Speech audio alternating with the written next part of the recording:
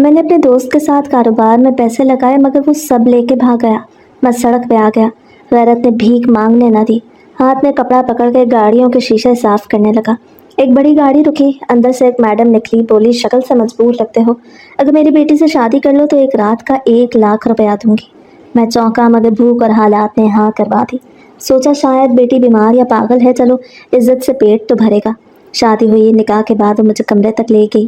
جو ہی اندر قدم رکھا تو جان نکل گئی۔ جب میں نے کام ختم کیا تو وہ کہنے لگی کہ تم مجھے اچھے گھر کے لگتے ہو، پھر یہ کام کیوں کر رہے ہو؟ مگر میں مسکرا دیا کیونکہ میں یہ یاد نہیں کرنا چاہتا تھا کہ میں کون تھا اور مجھے حالات نے کیا بنا دیا۔ وہ چند لمحے چپ رہی، پھر کہنے لگی کہ اگر میں تم سے ایک بات کہوں تو برا تو نہیں مانو گے؟ میں نے سر جھکا دیا۔ تبھی وہ دھیرے سے کہنے لگی کہ اگر تم میری بیٹی سے شادی کر لو تو میں تمہیں ایک رات کے 2,00,000 روپے دوں گی۔ میں ٹھٹک گیا، میرے ہاتھوں سے کپڑا گر گیا۔ میں نے حیرت سے اس کی طرف دیکھا مگر وہ بولتی جا رہی تھی۔ میرے ہونٹ خشک ہو گئے، دماغ سن ہو گیا۔ میں نے کانپتی آواز میں کہا میں بھیک نہیں لیتا، مگر وہ مسکرا دی۔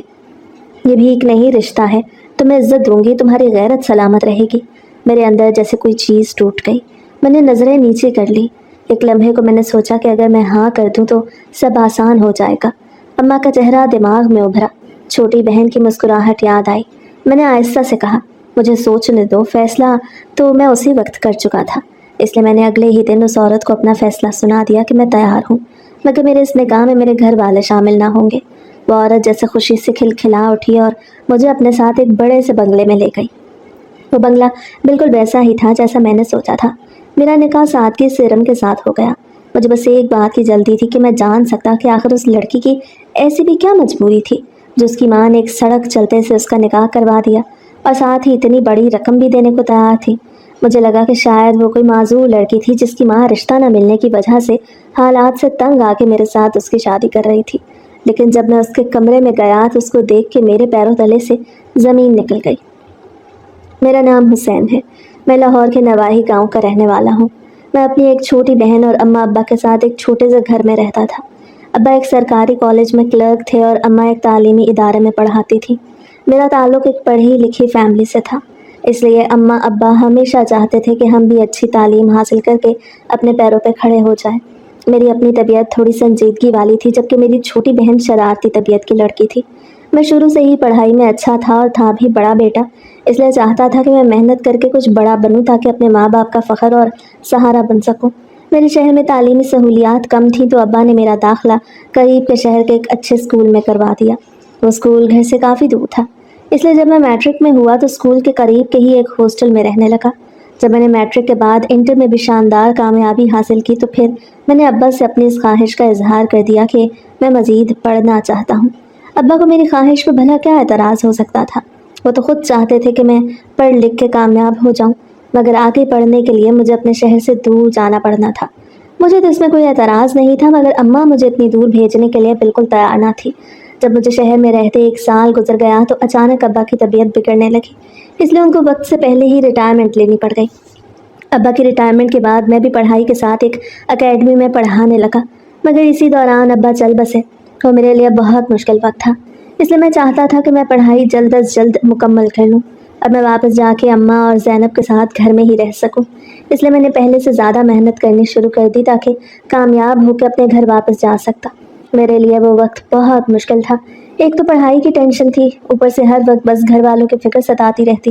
ابا کے گزر جانے کے بعد اماں کی طبیعت بھی خراب رہنے لگی تھی، مگر وہ ایک بہادر اور ہمت والی عورت تھی، اس لیے انہوں نے خود کو ہم دونوں بچوں کے لیے سنبھالا۔ ابا کے گزر جانے کا صدمہ اماں کے لیے ایک بہت بڑا صدمہ تھا، مگر وہ اس صدمے سے بہت جلد باہر آ گئی۔ وقت گزرتا گیا اور آخر کار میری ڈگری مکمل ہو گئی۔ وہ میرے لیے ایک بہت بڑی کامیابی تھی۔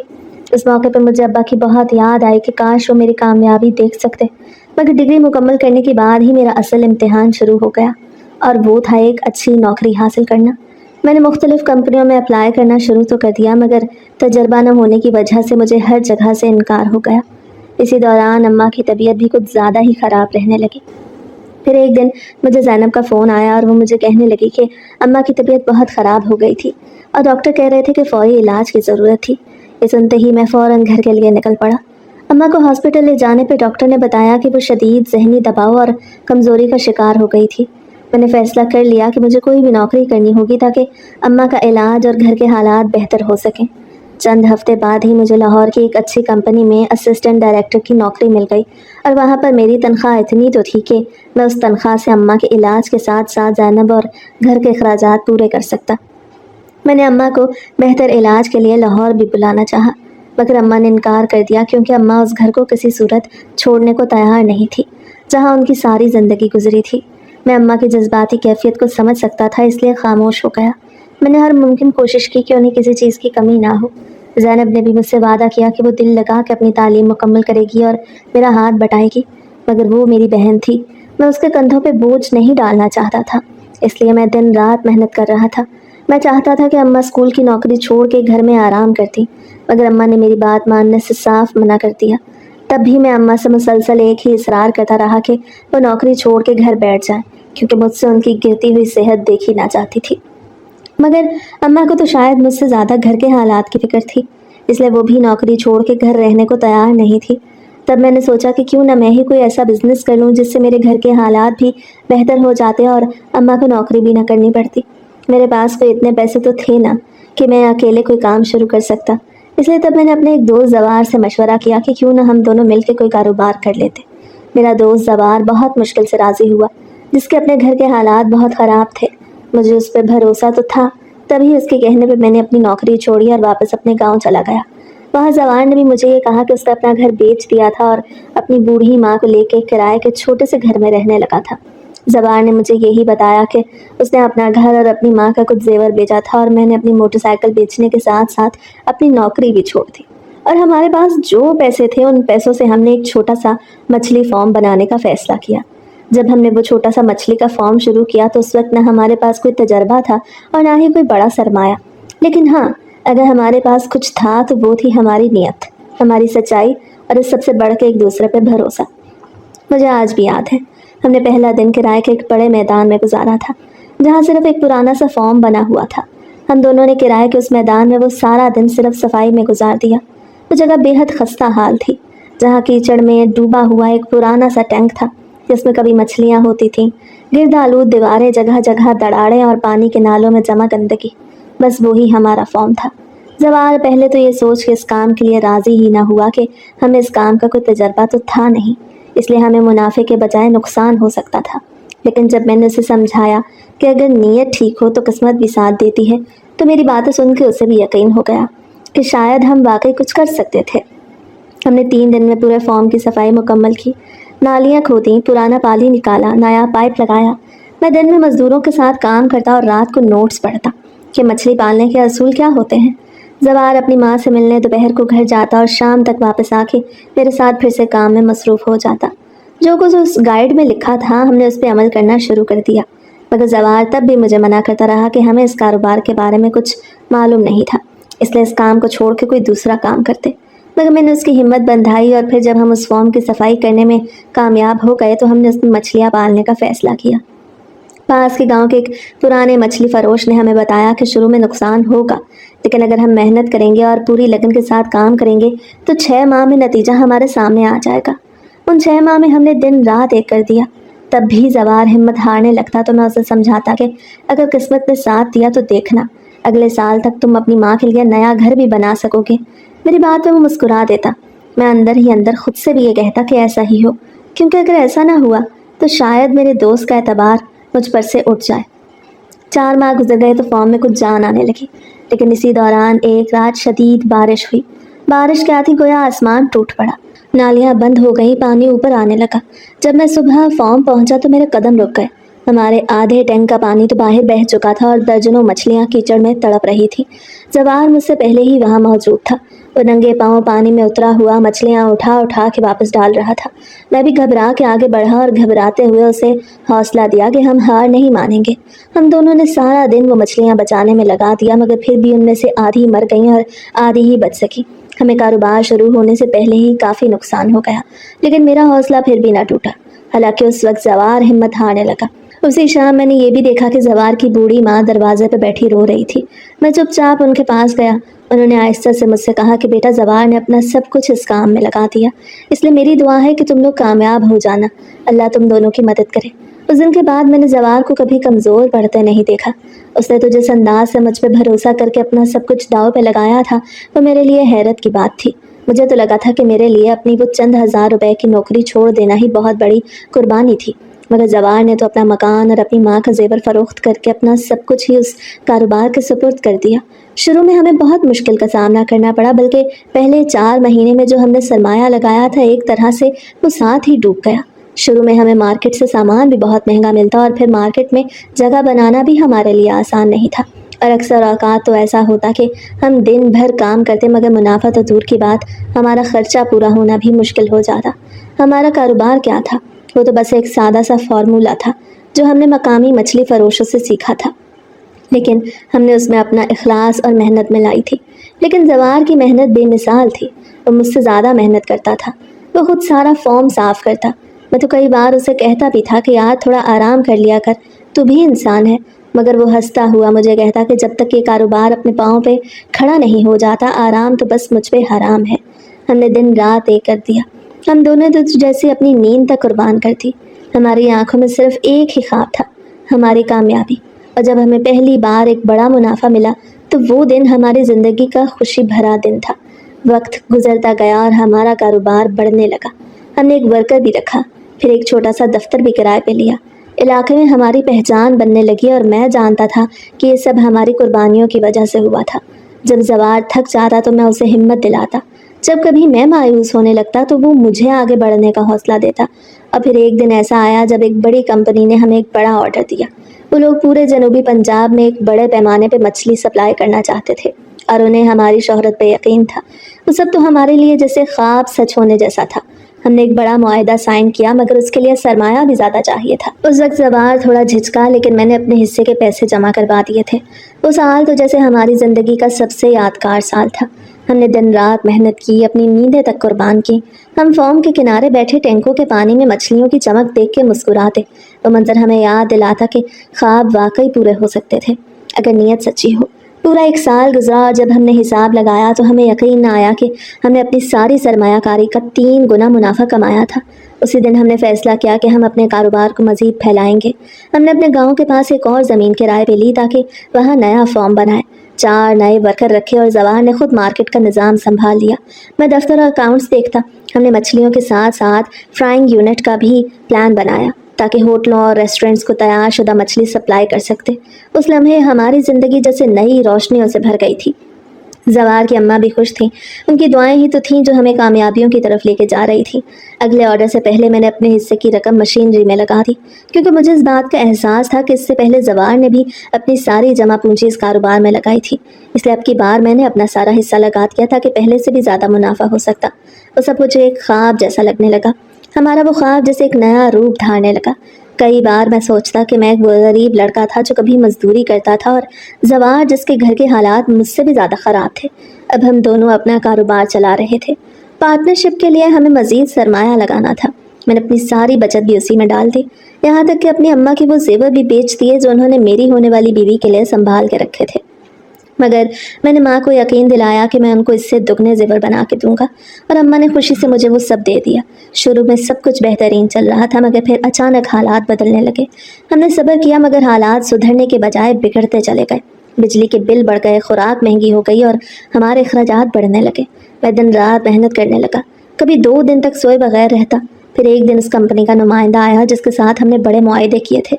उसने हमें बताया कि अगले महीने एक बड़ी डील आने वाली है दुबई की मार्केट के लिए। हम खुशी से फूले नहीं समा रहे थे। हमने तैयारी शुरू कर दी और मछलियाँ लीं और ज़्यादा खुराक ली, नई मशीनरी। उस वक्त मुझे लगने लगा कि अब हमारा नाम इंटरनेशनल सतह पे हो जाएगा। जब हमारी डील मुकम्मल हुई और हमने मछलियाँ भेज दी, लेकिन जब अदायगी का वक्त आया तो उस वक्त अम्मा की तबीयत बहुत ज़्यादा ख़राब हो गई। मैं उनको लिए हॉस्पिटल गया और सारी जिम्मेदारी जवार को दे गया कि वो कंपनी के मामला देख ले। मगर 2 दिन बाद जवार मुझे कहने लगा कि हमें अभी दुबई से रकम ट्रांसफ़र ही नहीं हुई। मैंने कहा कोई बात नहीं, कुछ दिनों में आ जाएगी। बहुत बड़ी रकम थी, इसलिए हो सकता था कि कुछ वक्त लग जाता। मगर फिर 1 महीना गुजरा, फिर दूसरा, मगर पैसे ना आए। मैं रोज़ जवार से कहता यार ये लोग हमें उल्लू बना रहे हैं। वो भी मुझे तसल्ली देता और कहता नहीं, उन्होंने वादा किया है, वो हमें धोखा नहीं दे सकते। मुझे यकीन था कि वो कंपनी के साथ खुद ही निपट लेगा, इसलिए मैं बेफिक्र हो गया। मगर तीसरा महीना आते आते हकीकत सामने आने लगी। उस दिन जवार फॉर्म पे ना आया तो मुझे उसकी फ़िक्र होने लगी। उसका नंबर भी बंद था। तभी मैं उसके घर की तरफ चल पड़ा, क्योंकि ऐसा तो कभी हुआ नहीं था कि जवार मुझे बताए बगैर इतने दिन तक फॉर्म ना आता। बस दिन जवार के घर पहुंचा तो दरवाज़ा आधा खुला हुआ था। सारा घर खाली था, जवार कहीं नहीं था। मेरा दिल धड़कने लगा। परेशानी और घबराहट से मुझसे पुकारने लगा, मगर कोई जवाब ना आया। जब मैं काफ़ी देर तक जवार के घर के पास परेशान खड़ा रहा तो उसके मोहल्ले के एक बुजुर्ग से मुझे मालूम हुआ कि जवार 3 दिन पहले कहीं गया है। कह रहा था कि कुछ ज़रूरी काम है, तब से वापस नहीं आया। वो बात सुन के मेरे पैरों तले ज़मीन निकल गई। मैंने एक ही सांस में बहुत से सवाल पूछ डाले कि वो कहाँ गया, किसके साथ, मगर मुझे बस एक ही जवाब मिला कि ये तो नहीं मालूम। बस जाते वक्त वो बहुत परेशान और जल्दी में लग रहा था। मैं बेबस वहाँ से निकल आया। मेरा दिमाग सुन्न हो चुका था। दिल बार बार कह रहा था कि कुछ तो गलत हुआ था, मगर क्या।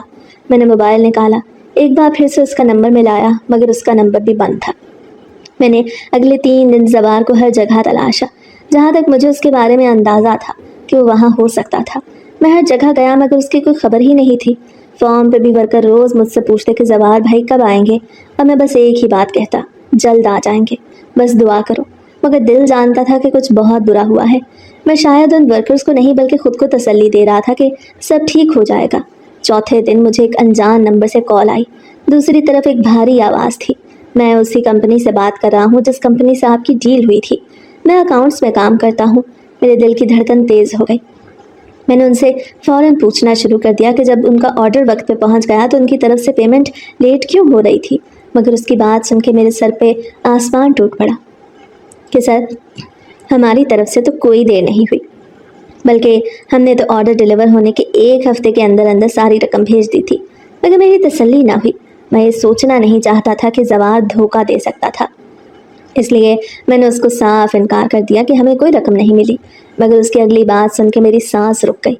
वो कहने लगा, सर मैं सिर्फ इतना बताना चाहता हूँ कि वो रकम इस बार एक पर्सनल अकाउंट में मुंतकिल हुई है जो आपके पार्टनर हैं, उन्हीं को तो हमने सारी रकम भेजी थी। मेरा वजूद कांपने लगा। फ़ोन बंद होते ही ज़मीन जैसे घूम गई। मैं एक बार फिर वो सब झुटला रहा था कि नहीं, ऐसा नहीं हो सकता। जवार, वो जवार जिसने मेरे साथ कारोबार शुरू करने के लिए अपना घर बेचा, अपनी माँ का जेवर बेचा, मेरे साथ दिन रात काम किया, क्या वो मुझे धोखा दे सकता था? मगर मेरा दिल मानने को तैयार नहीं था, लेकिन हकीकत सामने थी जिसे झुटलाना भी मुश्किल था। मेरे जहन में सवालों का तूफान था। मैं सोचने लगा कि अगर उसने वाकई ऐसा किया था तो आखिर क्यों? क्या उसे मुझ पर भरोसा नहीं था, या उसको कोई मजबूरी थी?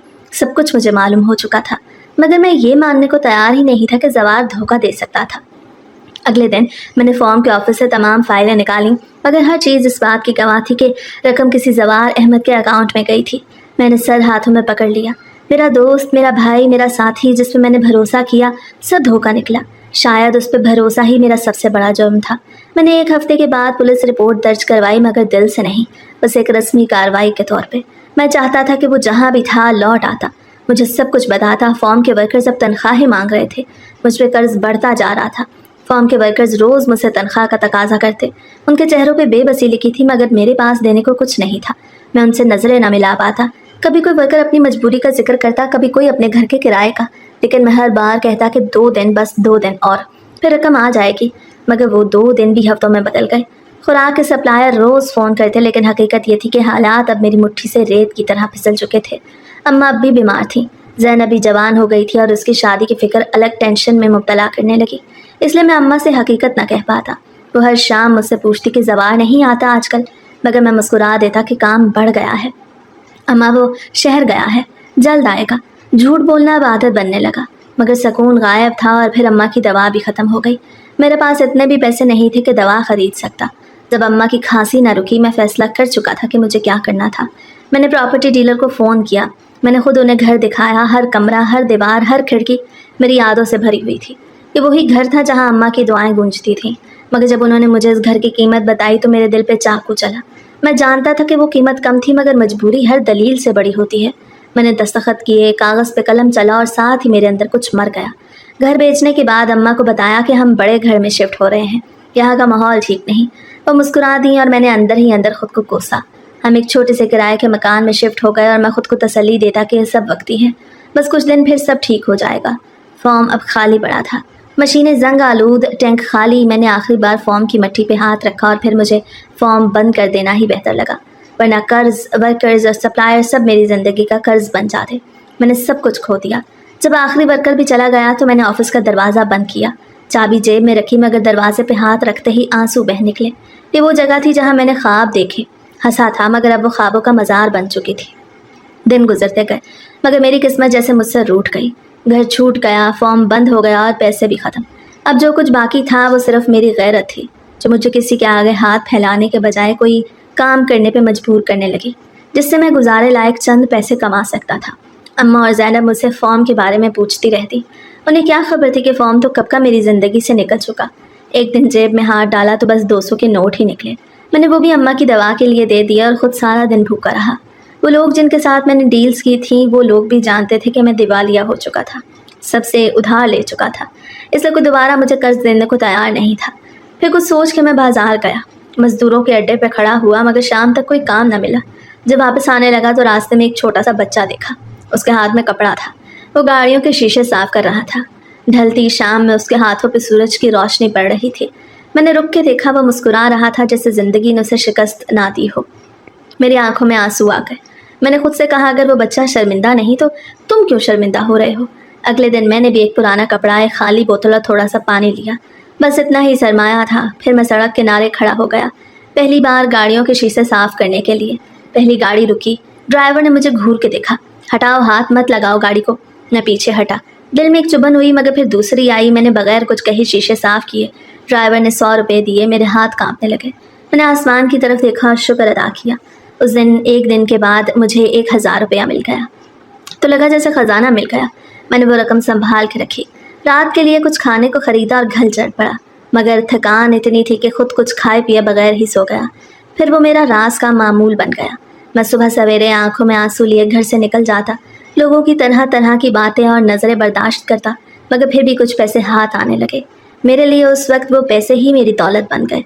कभी कभी रात को नींद ना आती तो मैं सोचता कि अगर ज़वार वापस आ जाए, अगर फॉर्म दोबारा खुल जाए। फिर खुद ही हंस पड़ता और ख़ुद को मलामत करता कि ऐसे ख्वाब अब नहीं देखे जाते। मेरी ज़िंदगी का यही मामूल बन गया था कि सूरज निकलने से पहले मैं चौक पे पहुंच जाता, हाथ में कपड़ा, साथ पानी की बोतल होती, गाड़ियों के शीशे साफ़ करता। कभी कोई चंद सिक्के दे जाता, कभी गालियाँ। लोगों के चेहरों पे तरस और हकारत की एक अजीब आमेज़िश होती। कभी कोई गाड़ी रुकती, अंदर बैठे बच्चे खिड़की से इशारा करते, अंकल ये वाला शीशा साफ़ कर दो। मैं हंस देता। बच्चों की मुस्कुराहट में दुनिया की सारी थकन घुल जाती। दिन भर धूप, गिर्द, शोर, मगर मैं चुप रहता। मुझे बातें नहीं करनी आती। शाम होते ही घर चला जाता। कहाँ माँ इंतज़ार कर रही है। अम्मा और ज़ैनब ने भी सवाल पूछने छोड़ दिए। शायद घर के और मेरी बदलती हालत देख के उनको अंदाज़ा हो गया कि मैं सब कुछ खो चुका था। उस दिन भी ऐसा ही हुआ। सूरज ढलने लगा था। मैं चौक पे आखिरी चंद गाड़ियों के पास खड़ा था जब एक स्याह कार आकर रुकी। गाड़ी नई थी, अंदर खुशबू फैली हुई थी, किसी महंगे परफ्यूम की खुशबू। जब शीशा नीचे हुआ तो अंदर एक औरत, 40 के करीब उम्र, मगर चेहरे पर वकार और थकन का मिला जुला नक्श। उसने गौर से मुझे देखा और कहने लगी, ये शीशा साफ़ कर दो।